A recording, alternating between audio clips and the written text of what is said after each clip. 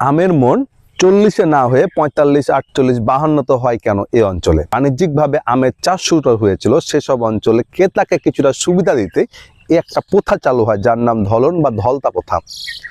British আমলে যখন বাণিজ্যিকভাবে আম চাষ শুরু হয় তখন পরিবহন ব্যবস্থা উন্নত ছিল না, নৌকা গরুর গাড়িতে পরিবহন করতে হতো। তখন কিছু আম পাড়া থেকে পরিবহন করার সময় পচে যেত, কিছুটা রস শুকিয়ে আমের ওজন হারাতো। আর এই ক্ষতি পূরণ করার জন্য তখন বিক্রেতাকে চাষি কিছুটা আম বেশি দিত। পরবর্তীতে বর্তমানে এটা এখন একটা শোষণের হাতিয়ার হিসাবে তৈরি হয়েছে।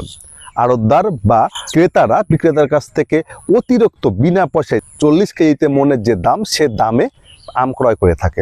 এর একটা বিষয় রয়েছে, সে বিষয়টি হচ্ছে আড়তদার প্রতিটা আম দেখে দেখে কেনার সুযোগ পায় না, তারা ঝুড়ির ওপর দিকে কিছু আম দেখেই দাম নির্ধারণ করে আম কিনে ফেলে।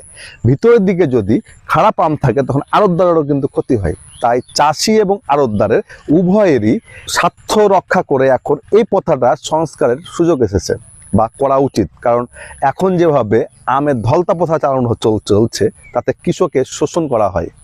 একটি সঠিক পদ্ধতি নির্ধারণ করার জন্য অনুরোধ করছি।